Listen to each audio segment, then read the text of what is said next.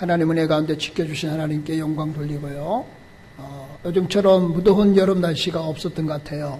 참 무더운 여름 날씨 같아요. 여름 때 늘 건강 지키시고 하나님의 큰 은혜가 있기를 소망합니다. 오늘은 읽은 본문의 말씀을 통해서 거룩한 삶을 살아야 합니다 라고 하는 제목으로 은혜를 나누고자 하는데요. 우리 앞에 뒤에 옆에 분과 늘 그러셨던 것처럼 우리 인사하시는데요. 주 안에서 사랑합니다, 축복합니다. 우리 인사합니다. 주 안에서 사랑합니다, 네, 축복합니다. 네, 감사합니다. 무더운 여름 날씨 동안에 우리가 삶의 현장에서 우리가 한 주간 동안에 우리가 무엇을 생각하며 살아왔을까 한번 생각해 볼 필요가 있을 것 같아요.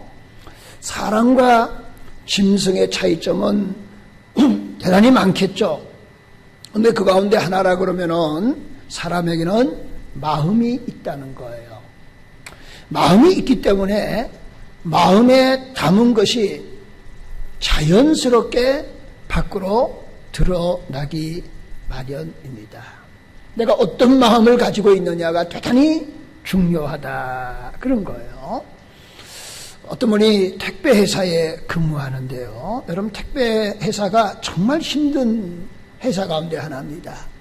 그런데 이제 휴가를 맞이해서 오랜만에 아내와 함께 이제 처갓집을 방문하게 되었습니다. 처갓집에 이제 아파트에 엘리베이터를 타고 올라가서 초인종을 띵동하고 눌렸습니다. 안에서 장모님이 누구세요? 라고 이제 묻습니다. 사위는 자신도 모르는 사이에 택배요 라고 외쳤다는 거예요.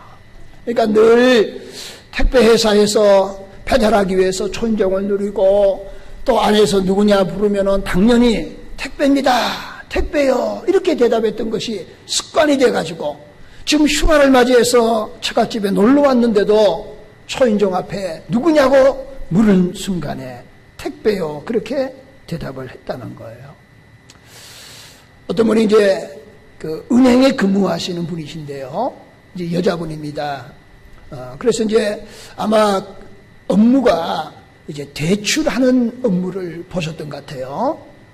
그래서 이제 결혼하고 그리고 이제 산부인과를 가게 되었는데 의사가 이렇게 말합니다. 축하합니다. 임신하셨습니다. 라고 그렇게 말합니다. 그랬더니 이 여자분이 옆에 있는 간호사에게 이렇게 묻더랍니다. 만기가 언제입니까? 라고 그렇게 묻더래요. 그러니까 그분은 매일 전화하면 대할 때에 대출 이자가 이율이 어떻고 만기가 어떻고 그러니까 이분이 임신하셨다고 그러니까 딱 생각나는 게 그러면 언제 낳느냐? 그 만기가 언제냐? 그렇게 물었대요. 그러니까 어떤 마음을 가지고 있느냐에 따라서 자연스럽게 나오는 거예요. 지난번에 우리가 이제 생명사랑 전도 축제를 했잖아요. 그래서 우리가 전도 대상자를 쭉 적어냈어요. 한 170명을 적어냈습니다. 그 가운데 우리가 계속 기도해야 될 그런 이름들이 있는 줄로 믿고 포기하지 않고 그리고 전도할 수 있기를 축원합니다. 근데 제가 이렇게 봤더니 명단을 이렇게 보니까 제가 생각하기에 이름이 올라와야 되는데 안 올라오신 분들이 있는 것 같아요. 그거 보면서 제가 느끼는 거예요. 그 마음이 어떤 마음일 것인가 하는 거예요. 여러분 천하보다도 귀한 것이 영혼의 생명을 구원하는 일인 줄로 믿습니다. 어디 가서 성공하고 출세하는 거 그것도 중요해요. 근데 그보다 더 중요한 것은 내 남편이, 내 아내가, 내 자녀가 구원받는 일보다 더 시급한 것이 없어요. 그 이름을 안 썼다는 것은 별로 관심이 없다는 거죠. 그러면 뭐예요? 같이 그 사람 지옥 가도 괜찮다 이런 거 아니겠는가? 그러니까 마음에 어떤 마음을 가지고 있느냐, 다시 말하면은 내가 어디를 향하고 있느냐 그거예요. 세상에 도취되어 세상을 향하는 사람은 이름 적어내라도 관심 없을 거예요. 그러나 영혼고에 뜨거운 마음이 있는 사람은 여러분 자다가도 내 주위에 있는 사람, 내 가까운 사람, 내 남편, 내 아내, 내 자녀의 이름을 적어낼 수 있는 줄로 믿습니다. 그래서 우리는 오늘 이제 베드로후서 3장 8절 이하의 말씀을 읽었는데요. 제목이 거룩한 삶을 살아야 합니다는 거예요. 그런데 사실은 이 내용 가운데 뭐가 있느냐 하면 이런 겁니다. 예수 그리스도가 재림하실 것입니다. 그러면은 우리 주님이 온 세상을 심판하게 될 겁니다. 심판하면은 지구에는 종말이 옵니다. 그런 거예요. 그래서 예수 그리스도의 재림과 심판과 종말이라고 하는 내용을 여기에 포함되어져 있는 거예요. 여러분 이제 나중에 말씀드리지만은 여러분 종말에 대해서 재림에 대해서 심판에 대해서 얘기하면은 별로 그렇게 달가워하지 않는 오늘의 현실이에요. 저도 이 설교를 준비해 놓고 어젯밤에 꿈을 꿨어요. 꿈을 꾸면서 심판, 그 다음에 하나님의 재림, 주님의 재림, 그 다음에 인류의 종말 생각하니까 많은 생각이 떠오르더라고요. 그런데 이런 가운데서도 우리는 종말론적인 입장에서 거룩한 삶을 살아가는 은혜가 있기를 소망합니다. 그러면 첫 번째 이런 겁니다. 심판의 주로 오시는 예수님이시다 하는 거예요. 그럼 구약이라고 그러면은 이렇게 우리가 말할 수 있습니다. 오실 메시아에 대한 말씀이 기록되어졌다. 그러면 신약은 뭐냐? 그러면은 오신 메시아에 대해서 기록하고 그러면서 다시 오실 메시아에 대해서 기록한 것이 신약의 말씀입니다.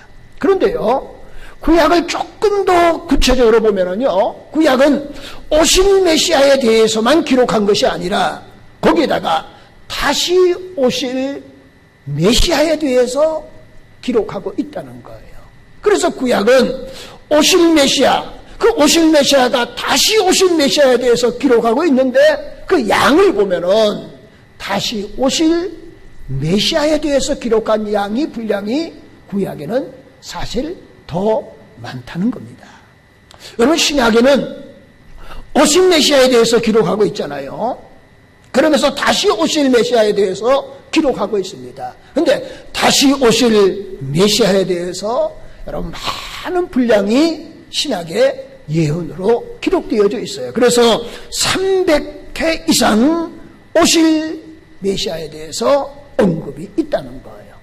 우리가 예배를 드릴 때마다 사도신경을 고백합니다. 우리가 이제 강대상에 가면은 주기도문하고 사도신경이 이렇게 코팅이 되어져 있어요. 그래서 저희들이 이제 인도하시는 분이 간혹 가다가 애우다가 실수할까봐 이걸 보고해요. 그러니까 여러분 사도신경 할 때 제가 거의 다 눈 뜨고 합니다. 여러분 눈 감고 하셔도 용서하세요. 근데 여기 사도신경에 보면은 하반부에 가면 이렇게 기록되어 있습니다. 거기로부터 살아있는 자와 죽은 자를 심판하러 오십니다. 여러분 사도신경에도 뭐가 고백되어져 있느냐? 우리 예수님이 다시 오신다는 거예요. 거기로부터 하늘로부터 살아있는 자와 죽은 자를 심판하러 오십니다. 그렇게 기록되어져 있다는 거예요. 그러니까 사도신경에도 재림에 대한 신앙의 고백이 담겨져 있다는 겁니다. 그런데 왜 교회나 성도나 목회자도 설교할 때에 재림에 대해서, 종말에 대해서, 심판에 대해서 심각하게 부르짖거나 말하지 않느냐? 또 성도들도 재림에 대해서, 심판에 대해서, 종말에 대해서 심각성을 느끼지 못했느냐? 왜 그럴 것인가 하는 거예요. 분명한 이유가 있으리라고 생각합니다. 그 가운데 첫 번째는 이렇게 보는 겁니다. 재림에 대해서, 종말에 대해서, 심판에 대해서 무감각해졌기 때문이다. 그거고요. 두 번째는 여러분 종말론에 대해서 풍부한 학설이 많아요. 여러분 계시록에 대해서 지금 건전한 계시록의 가운데서도 계시록에 대한 여러 가지 학설들이 많아요. 그러면서 한 단계 뛰어넘어서 이단 사이비들이 예수님이 언제 온다 날짜에 대해서 예측하면서 사회적으로 무리를 일으킨 적이 있습니다. 그게 바로 종교 사기꾼이라 이렇게 말하는 거예요. 그러니까 너무 여러분 마지막 종말에 대해서 학설도 많고 이단들도 들끓고 그러니까 거기에 대한 회의론이 팽배해진 거예요. 그래서 목회자가 뭐 심판이 어떻고 종말이 어떻고 재림이 어떻고 그러면은 혹 우리 목사님도 뭐 이상한 소리 하려고 겁주려고 그렇게 하는 거 아닌가 하는 생각들을 가지게 되는 원인도 있다는 거예요. 그럼에도 불구하고 오늘 우리가 함께 은혜를 나누고자 하는 거예요. 그리고 마지막에는 이럴 겁니다. 아마도 우리 모두가 나 자신도 모르는 사이에 세속주의에 깊이 젖어 있기 때문에 종말이라든가 심판이라든가 아니면 재림에 대해서 우리는 좀 희미하게 생각한다는 거예요. 보세요. 요즘 세상이 정말 먹고 살기가 얼마나 좋은 시대입니까? 내가 먹고 싶은 걸 얼마든지 먹을 수 있는 시대입니다. 내가 갖고 싶은 것을 얼마든지 마음만 먹으면 가질 수 있는 시대가 오늘의 시대입니다. 내가 하고 싶은 것 남 눈치 보지 않고 할 수 있는 시대가 오늘의 시대가 아니겠는가 생각해 봐요. 여러분 옛날에 우리나라에도 왕이 있었잖아요. 최근에 이제 조선시대에 왕들이 있었습니다. 여러분 왕이었다. 여러분 한번 생각해 보십시다. 지금 얼마나 뜨거운 여름입니까? 시원한 그때는 그런 거 없겠지만 빙가류 다시 말하면 시원한 아이스 객기 이상하네요. 팥빙수. 여러분 옛날에 왕이 여름에 팥빙수를 먹을 수 있었을 것인가? 얼음을 대할 수 있었을 것인가? 상상도 못하는 거예요. 저희들이 결혼해서 첫 아이를 임신했는데요. 우리 아내가 여러분 이제 임신하고 나면은 남편들이 별이라도 따주고 싶잖아요. 근데 겨울인데 토마토가 먹고 싶다는 거예요. 아니 그때 토마토가 어디에 있습니까? 그래서 제가 사는 도시에 토마토를 찾아봤더니 백화점도 없어요. 그런데 제가 이제 그때 좀 직장생활 할 때에 이제 그러면 이제 명동 이쪽에 은행 업무 볼 때에 전부 다 거기에 본점이 다 있어요. 이제 업무 보면서 거기 명동에 모 백화점에 갔더니요. 토마토가 얼마나 많은지. 근데 되게 비싸더라고요. 근데 어차피 먹고 싶다고 그러니까 있는 거 다 끌어서 2봉지를 사가지고 왔습니다. 갔더니 한 개 조금 먹더니 별로 먹고 싶지 않다고 그거 토마토 저가 다 먹었습니다. 그러니까 과일을 좋아하니까 그냥 남겨주니까 조금 남겨놓고는 그냥 근데 그 한겨울에 여러분 지금 수박도 먹을 수 있죠. 참외도 먹을 수 있죠. 토마토 먹을 수 있죠. 옛날 왕들은 상상도 하지 못했던 일들이 오늘의 현실에 있는 거예요. 그러니까 마치 변화산에 올라가서 제자들이 여기가 좋사오니 하는 것처럼 오늘 이 살기 좋은 이 세상에서 그냥 우리가 생각하기에 천년만년 살 것 같이 생각하는 거예요. 그러니까 여기가 좋다 하는 태도로 세상에 취하여서 살아가고 있는 거예요. 그러면 예수님의 재림이라든가 이런 것들은 희미해지고 세상의 것들이 내 눈에 확 들어오니까 그런 거에 대해서 우리가 심각하게 여기지 않고 있다는 거예요. 그런데 사랑하는 성도 여러분들, 재림, 종말, 심판 여기에 대해서 우리가 무감각할지라도 때로는 우리가 잊어버리고 망각하고 산다 할지라도 아니면은 아예 외면하고 산다고 할지라도 그것이 없어지거나 취소되지는 않는다는 사실이에요. 그러잖아요. 언젠가는 때가 되면은 우리 주님이 다시 오실 것입니다. 그게 재림이에요.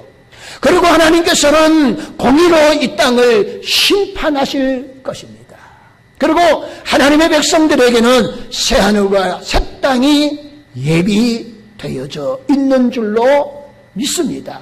그거 우리가 망각한다고 해서 생각하지 않는다고 해서 거기서 없어거나 취소되는 것은 아니에요. 하나님의 섭리 아래, 하나님의 역사 아래, 하나님의 시간 아래 그것이 정확하게 진행될 수밖에 없다는 거예요. 그렇다고 한다면 우리는 어떻게 살아가야 할 것인가 하는 거예요. 우리는 종말론적인 삶을 살아가야 된다 하는 거예요. 여러분 종말론적인 삶이라고 하는 것은 이런 거예요. 종말의 때를 예측하고 그때가 언제인가 거기에 관심을 갖는 것이 종말론적인 삶이 아닙니다. 지금까지 우리가 그렇게 생각한 거예요. 근데 그런 삶이 아니라 종말론적인 의식을 가지고 현재의 삶을 바라보고 하나님의 은혜와 하나님이 나에게 맡겨주신 사명을 향하여서 오늘 우리의 삶의 현장에서 하나하나 그것을 이루어가는 것이 종말론적인 삶이다 말할 수 있는 거예요. 여러분, 얕은 생각으로 이렇게 생각할 수 있어요.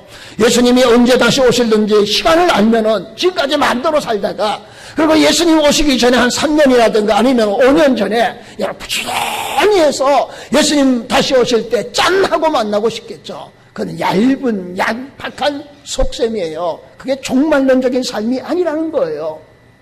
예수님이 언제 오시는지 모르는 거예요. 성경은 이렇게 말합니다. 도둑같이 임한다는 거예요. 그날과 그 시기는 알지 못하는 거예요. 그러니까 거기에 너희들은 관심 가지지 말고 종말론적인 입장을 가지고 현재를 비추어 보면서 하나님의 뜻을 따라 한꺼번에 왕창하는 것이 아니라 하나하나 여러분 내 삶의 현장에서 정신을 차리고 근신하며 기도 깨어 믿음에 굳게 서는 하나님의 사람이 되는 은혜와 복이 있기를 예수님의 이름으로 축원합니다. 그런 삶을 살아갈 때 하나님께서 이 땅에 오시는 거예요. 주님이 이 땅에 오시는 재림하는 겁니다. 심판하실 것입니다. 인류의 종말이 올 거예요. 그런데 보세요. 하나님은 사랑의 하나님이신 줄로 믿습니다. 우리를 사랑하셔서 독생자 예수 그리스도를 이 땅에 보내주셨어요. 그 하나님의 사랑의 극치가 십자가에서 나타난 거예요. 우리를 대신하여서 십자가 형틀에서 최의 대가를 우리 주님이 다 지불해 주신 거예요. 그로 인해서 우리가 구원받아 하나님의 자녀가 된 거예요. 사망 권세를 이기시고 부활하시고 그리고 승천하실 때에 성경은 이렇게 기록하고 있습니다. 사도행전 1장 11절 말씀에 이르되 갈릴리 사람들은 어찌하여 서서 하늘을 쳐다보느냐 너희 가운데 하늘로 올려지신 이 예수는 하늘로 가심을 본 그대로 오시리라 하였느니라. 자, 예수님이 사망 권세를 이기시고 부활하셨어요. 그리고 승천하실 때 온 이스라엘 백성이 예루살렘에 있는 모든 백성이 주님의 승천하시는 모습을 본 거예요. 그러면서 말하는 거예요. 그 모습 그대로 우리 주님이 다시 오실 것이다 하는 거예요. 마가복음 13장 26절 말씀에도 이렇게 말합니다. 그때 인자가 구름을 타고 큰 권능과 영광으로 오는 것을 사람들이 보리라 하는 거예요. 그렇게 영광의 주님으로 여러분 제일 처음에 초림하실 때는 말구이에 소리 소문 없이 왔어요. 그러나 다시 오실 때는 만왕의 왕으로 권능과 영광으로 우리에게 다시 오실 줄로 믿습니다. 여러분 마태복음 24장 30절에도 이렇게 언급합니다. 그때 인자가 징조가 하늘에서 보이겠고 그 땅의 모든 족속이 통곡하며 그들이 인자가 구름을 타고 능력과 큰 권능으로 오는 것을 보리라. 우리 주님은 다시 오실 때 여러분 만왕의 왕으로 오시는 줄로 믿습니다. 그런데 말입니다. 우리가 생각하는 거예요. 주님이 언제 오실 것인가 하는 부분이에요. 예수님의 제자들 그 이에 여러분 예수님의 많은 하나님의 일꾼들도 그 당시에 바로 주님이 오실 줄 알고 기다렸던 거예요. 그런데 오늘 이 시점에 살아가는 우리들은 이렇게 생각하는 겁니다. 우리가 생각했던 것보다 예수님이 더디 온다는 거예요. 그래서 문제가 되는 거예요. 우리의 마음이 무뎌지기를 시작하는 거예요. 그러다 보니까 현실의 세상에 빠져서 우리가 살아가는 거예요. 그래서 거기에 무감각해지는 거예요. 그런데 더디 온다고 생각하지만은 그러나 하나님의 시간 속에 반드시 그 약속은 성취되는 줄로 믿습니다. 그래서 오늘 본문 9절에도 이렇게 말합니다. 주의 약속이 어떤 이들은 더디다고 생각한 같이 더딘 것이 아니라 오직 주께서는 너희에 대하여 오래 참으사 아무도 멸망하지 않고 다 회개하기를 이르기를 원하시느니라. 왜 주님이 더디 오느냐? 다른 거 없어요. 한 사람이라도 더 회개하고 하나님께 돌아오기를 원하시기 때문에 그렇게 된다라고 하는 사실입니다. 그러나 많은 사람들이, 이단들이 재림의 날을 예측하면서 헛된 노력을 경주하였고 잘못된 확신과 환상과 계시를 그렇게 퍼뜨려서 우리의 신앙을 혼란을 가져오게 한 자들도 있습니다. 그러나 보세요, 성경은 이 말씀을 분명히 해야 될 것 같아서 그래요. 성경은 예수님의 오심에 대해서 이렇게 언급하고 있습니다. 마가복음 13장 32절 33절 말씀이 이렇게 말합니다. 그러나 그날과 그때는 아무도 모르나니 하늘에 있는 천사들도 아들도 모르고 아버지만 아시니라. 주야여 깨어 있으라. 그때가 언제인지 알지 못함이니라. 그날은, 주님이 다시 오실 날은 천사도 모르고 아들은 누구십니까? 예수님도 모른다. 저는 이렇게 생각해봐요. 이렇게 생각하면 안 되겠지만 예수님이 과연 모르실 것인가? 예수님은 아실 거예요. 그런데 예수님은 재림하신 날, 그 날에 대해서는 누구에게 맡기셨다는 겁니까? 성부 하나님께 맡기셨다는 거예요. 그러니까 예수님도 언제 갈는지에 대해서는 그냥 하나님께 위탁했으니까 나는 그냥 거기에 노타치하겠다, 그런 의미예요. 아들도 모르고 아버지만 아시느니라. 주야라 깨어 있으라. 그때 언제든지 알지 못함이라. 그렇게 말해요. 오늘 10절 말씀에, 베드로후서 3장 10절 말씀에 보세요. 이렇게 말합니다. 그러나 주의 날이 도둑같이 오리니 그날에 하늘이 큰 소리가 떠나가고 물질이 뜨거운 불에 풀어지고 땅과 그 중에 있는 모든 일이 드러나리로다. 그런데 그 날이 어떻게 오느냐? 도둑같이 온다는 거예요. 한번 생각해 보세요. 성경에 도둑은 좋은 개념입니까? 나쁜 개념입니까? 여러분, 십계명에도 뭐 하지 말라? 도둑질하지 말라는 거예요. 이런 나쁜 개념인데 주님이 재림하시는 날에는 도둑이라고 하는 단어를 사용한 거예요. 아시죠? 여러분, 도둑 맞으려고 그러면은 뭐도 안 짓습니까? 다 아시죠? 개도 안 짖어요.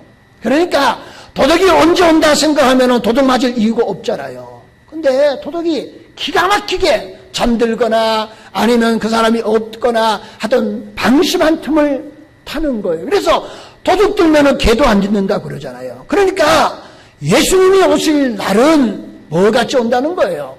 도둑같이 온다는 거예요. 그러니까 너희가 아무리 알려고 그래도 깨어 있어도 그날을 알 수 있다 없다? 알 수 없다는 거예요.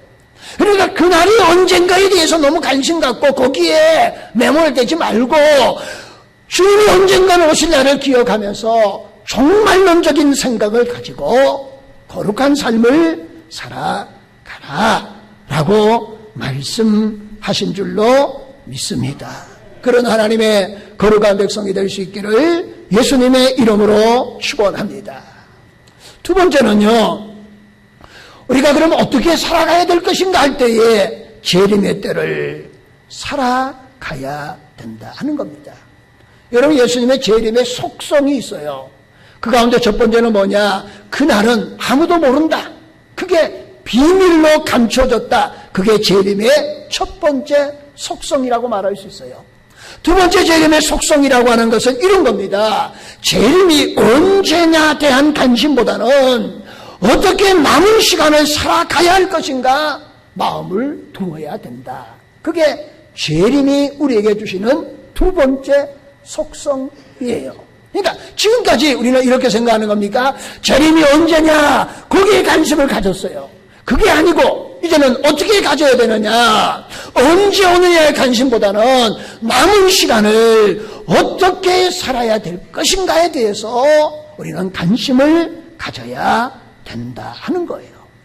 여러분, 예수님이 우리에게 교훈하시고 또 비유로 말씀하신 많은 비유들이 있어요. 그 가운데 한번 보십시오. 10처녀 비유를 아시죠? 5처녀는 지혜로운 처녀고요, 5처녀는 미련한 처녀다. 성경이 그렇게 말합니다. 자, 10처녀 비유 가운데 배경이 뭡니까? 결혼식을 준비하고 있어요. 신랑을 준비하기 위해서. 그러니까 이스라엘 백성들의 결혼식이 밤에 하는 거예요. 그리고 신랑이, 그럼 요즘은 뭐 기차가 있다든가 아니면 승용차가 있다든가 이렇게 하는데 그때는 그러지 못하다. 여러 가지 상황 때문에 생각보다 신랑이 늦게 오는 겁니다. 그러다 보니까 신부는 기다려야 돼요. 그래서 열처녀들이 다 신랑을 기다리는 겁니다. 그래서 기름 준비하고 등을 밝혀놓고 기다리는 거예요. 밤이니까. 그래야 찾아올 거 아니겠습니까? 근데 생각보다 더디 오는 거예요. 기름이 다 떨어져 갑니다. 근데 지혜로운 다섯 처녀는 기름을 준비하는 거예요. 근데 다섯 처녀는 기다려도 안 오니까 그게 자꾸 무지어지는 겁니다. 그러다가 신랑이 오면은 그때 후다닥 어떻게 하려고 나름대로 생각하는 겁니다. 그런데 문제는 생각하지 못한 시기에 도둑같이 신랑이 온 거예요. 그러니까 미련한 다섯 처녀는 기름을 준비하지 못한 등불이 꺼져서 신랑을 맞이할 수 없었다는 거예요. 그게 신랑 열처녀 비유에 관한 말씀 아닙니까? 예수님의 비유 가운데 양과 염소의 비유를 아실 겁니다. 여러분, 그때가 되면은 양은 오른편에 염소는 왼편에 가리시겠다는 거예요. 양은 하나님의 나라로, 염소는 지옥불에 들어가게 될 것임을 말하는 거예요. 양은 하나님의 성도예요. 그리고 염소는 하나님의 불신앙 가운데 살아가는 사람을 의미하지 않습니까? 뿐만 아니라 알곡과 가라지 비유를 잘 아시죠? 여러분, 곡식을 심었는데 거기에 가라지가 난 거예요. 하인이 와서 말합니다. 가라지를 뽑을까요? 아니다. 가라지를 뽑다가 알곡까지 탈출까 모르니까 그냥 두어라는 거예요. 그리고 마지막 때 되면은 추수하면은 알곡과 가라지는 나누어지게 될 것이고, 알곡은 창고에 갈 것이고 가라지는 불태워 버릴 것이다. 창고가 어딥니까? 하나님 나라 천국 가게 될 것이다 하는 거예요. 여러분, 좋은 물고기와 나쁜 물고기 비유 가운데서도 좋은 물고기는 그 사람이 취하게 될 것이고 나쁜 물고기는 버리게 될 것이다 하는 거예요. 보세요. 열처녀 비유, 양과 염소의 비유, 알곡과 가라지의 비유, 좋은 물고기, 나쁜 고기의 비유는 결론적으로 뭡니까? 그날이 오면은, 종말이 오면은, 예수님이 재림하면, 심판하면은 그것은 함께 공존하지 못하고 분리되게 될 것이다, 나누어지게 될 것이다에 대한 예수님의 교훈과 경고가 거기에 담겨져 있는 거예요. 그날이 바로 주님이 재림할 때에 공존하지 않는 거예요. 분리되게 될 것이다, 구별되게 될 것이다, 나누어지게 될 것이다고 하는 말씀이에요. 여러분, 예수님의 교훈 가운데 달란트 비유를 아시지 않습니까? 5달란트, 2달란트, 1달란트 맡은 사람에 대한 말씀이에요. 근데 마지막 결산할 때가 오는 거예요. 그 결산이 뭡니까? 주님의 재림 심판 때예요. 근데 5달란트 2달란트 맡는 자에게 말하며 잘하였다, 착하고 충성된 자라, 내가 작은 일에 충성하였으면 내가 더 큰 것으로 너에게 주시겠다고 칭찬하시며 하나님의 나라의 영광에 너와 동참하게 될 것이라고 축복하시는 거예요. 근데 1달란트 맡은 자에게 말하지 않습니까? 악하고 무익한 종이라고 해요. 그리고는 이 자를 바깥 어두운 데 내어 쫓아난 겁니다. 그가 가지고 온 1달란트 뺏어서 5달란트 있는 자에게 주는 거예요. 여러분, 달란트의 비유를 통해서 뭘 말합니까? 예수님이 오시는 전까지 우리에게 주어진 시간, 그 시간 가운데서 하나님 우리에게 주신 재능이 있는 거예요. 그게 달란트 아니겠습니까? 하나님 우리에게 주신 은사가 있는 거예요. 그게 달란트 아니겠습니까? 그 달란트를 가지고 얼마나 열심히 최선을 다해서 충성되게 섬겼느냐 따라서 무익한 종이냐, 잘하였도다 착하고 충성된 종이라고 나누어지게 된다는 말씀입니다.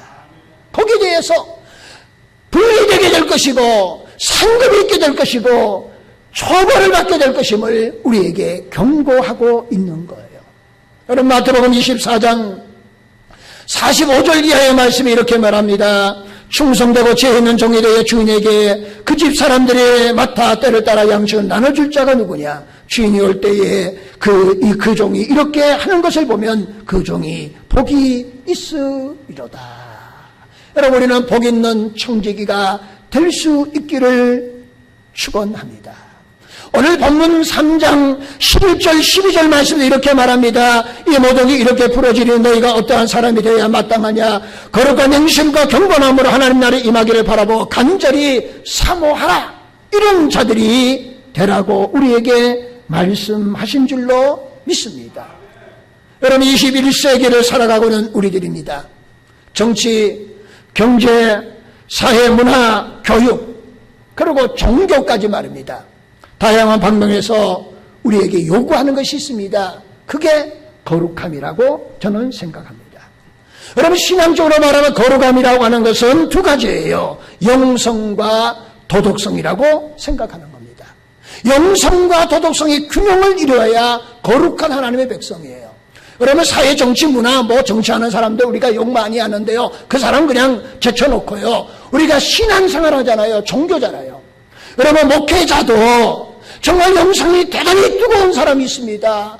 정말 영성이 좋은 사람이 있어요. 그런데 심히 도덕적이지 못하는 분들도 있을 수 있다는 거예요.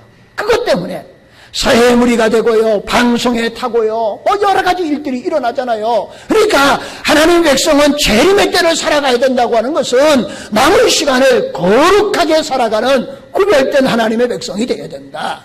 달란트 비유처럼 여러분 충성된 하나님의 일꾼이 되어야 된다. 그 영성이 회복되어야 되지만은 영성만 회복되는 것이 아니라 도덕성도 회복되어서 그것이 균형이 이루어져서 거룩한 하나님의 백성으로 살아가는, 세속화되지 아니하는 거룩한 하나님의 백성으로 살아가는 하나님의 귀한 백성들이 될 수 있기를 축원합니다.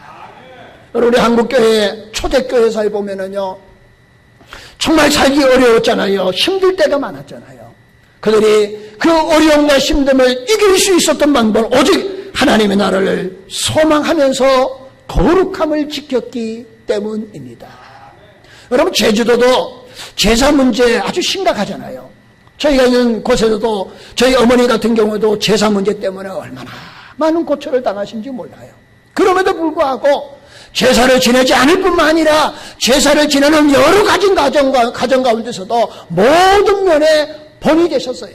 없는 살림에 제사 음식 장 보는 거 그거 다 준비해 가시고요. 그리고는 음식 만드는 거 다 만드시고요. 그리고 정중하게 양해를 구하는 거예요. 나는 예수 믿으니까 제사는 지낼 수 없으니까 그거 부분에 대해서는 빠졌게 해달라. 그래서 빠지는 건데 옛날 분들이 그걸 용납하지 못했어요. 그래서 이러는 수없는 일들이 있었음에도 불구하고 여러분, 영성과 도덕성을 균형을 맞출 때에 그런 분들을 통해서 오늘의 한국교회가 이렇게 부흥하는 은혜를 입게 된 줄로 믿습니다. 그런 수많은 모욕을 당하고 어려움을 당해도 왜 참았었느냐? 하나님의 나라에 대한 소망을 있었기 때문에 그들은 그 모든 과정을 이길 수 있은 줄로 믿습니다. 사랑하는 성도 여러분들, 오늘 종말에 대해서, 심판에 대해서, 재림에 대해서 제가 설교하는 거예요. 그런데 오늘의 현실이 너무 살기 좋으니까 희미합니까? 누구의 얘기 같고 다른 사람 얘기 같이 생각이 되어집니까? 현실에 급급합니까? 다시 한번 돌이켜보는 하나님의 은혜와 복이 있기를 예수님의 이름으로 축원을 드립니다. 그러면 마지막에 세 번째는 우리 모두가 거룩한 삶을 살아갈 수 있기를 소망합니다. 여러분, 사랑의 원자탄에 불렸던 손양원 목사님, 우리가 다시 한번 조명해 볼 필요가 있는 것 같아요. 일평생 나병 환자들과 함께 삶을 사셨습니다. 사랑하는 두 아들이 처참하게 죽었습니다. 그 죽음 앞에서도 하나님께 감사의 기도를 하셨던 손양원 목사님이었습니다. 그리고 그 아들을 죽인 자를 양자로 삼았습니다. 뿐만 아니라 신사참배를 거부하다가 옥고를 치르셨어요. 그때 옥고에서 손양원 목사님이 즐겨 불렀고 지어서 불렀던 찬송가가 있습니다. 여러분, 주님 고대가라고요. 예전엔 많이 불렸는데 요즘은 잘 안 불려져요. 제가 한번 소리를 읽어볼까요? 낮에나 밤에나 눈물 머금고 내 주님 오시기만 고대합니다. 가실 때 다시 오마 하신 예수님, 오 주여 언제나 오시렵니까? 여러분, 그 옥중에서 수많은 고통을 당하면서 그걸 이길 수 있는 것은 오 주님 언제 오시렵니까? 이런 마음이 그 마음에 불탈 때에 어떤 고초도 이길 수 있었다는 거예요.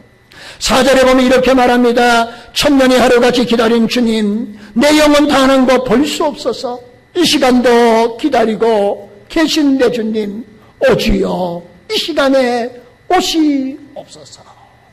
얼마나 고통스러웠으면은 오 주님 이 시간에 오시옵소서 라고 노래했다는 거예요. 얼마나 주님의 오심을 고대했으면은요, 2절에 보면 이렇게 언급합니다. 먼 하늘 이상한 구름만 떠도 행여나 내 주님 오시는가 해. 제가 한번 2절을 잘 부를 수 있을는지 모르지만 불러볼까요? 먼 하늘 이상한 구름만 떠도 행여나 내 주님 오시는가 해. 머리 들고 멀리 멀리 바라보는 맘, 오 주여 언제나 오시렵니까? 여러분, 우리가 이런 주님이 다시 오실 그날을 생각하고 사모하면 이런 뜨거운 마음이 회복되는 하나님의 은혜가 있기를 축원합니다.